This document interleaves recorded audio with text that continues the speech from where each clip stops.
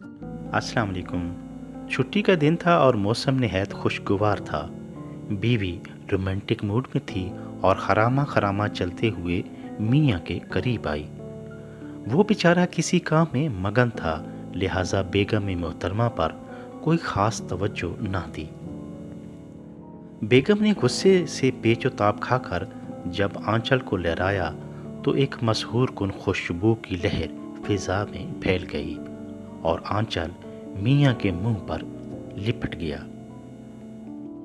भीनी भीनी खुशबू से उसके दिलो दिमाग मुअत्तर हो गए। वो अपने काम को भूलकर बीवी की तरफ मुतवज्जि हुआ। बीवी समझ गई कि उसके कारीवार ने बेचारे मियाँ को चारों शाने चित कर दिया है, लिहाजा अब जो भी फरमाइश है पूरी करवा ली जाए। मियाँ अभी संभल ही ना पाया था कि बेगम ने नरम मुलायम हाथों से उसे पकड़कर उठाया और बाहर को चल पड़ी। मियाँ ने बाइक निकाली और बेगम को अपने पीछे बिठाकर ताबेदार नौकर की तरह किसी नामालूम मकाम की तरफ चल दिया।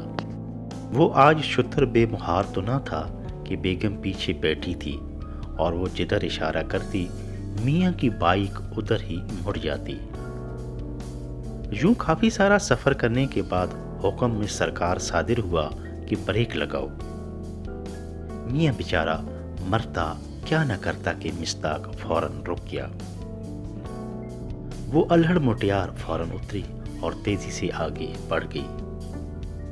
मियाँ बदहवासी के आलम में उसे जाते हुए देख रहा था और उस वक्त उसने अपना सर पकड़ लिया जब बेगम साहिबा गोलगप्पे वाली रेहड़ी के पास जाके रुक गई। थोड़ी ही देर में वो खस्ता और करारे करारे गोलगप्पों से भरी प्लेट हाथ में पकड़े एक फातिहाना मुस्कुराहट लिए मियाँ के पास आ गई। दुनिया और माफिया से बेखबर वो बड़ी रोगबत से गोलगप्पे खाने में मसरूफ हो गई।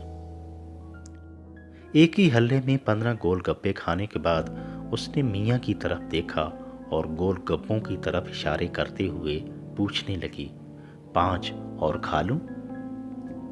मियाँ बेचारे के पास इनकार की गुंजाइश ही ना थी, लिहाजा उसने मुस्बत में सर हिला दिया। ये खत्म करने के बाद बाकी मांदा 5 को भी खाने की इजाजत तलब की। मियाँ ने झिंझिलाकर बोला, खा ले नागिन खा ले। बीवी ने मुंह में भरे गोलगप्पे जल्दी से निगले और गुस्से में आकर प्लेट रख दी और फनकारते हुए बोली, नागिन किसको कहा? अचानक बदलते तेवर से घबराकर मियाँ साहब ढीले पड़ गए और लजाजत से बोले, अरे प्यारी बेगम, गुस्सा क्यों करती हो? मैंने तो कहा है नागिन नागिन खा ले।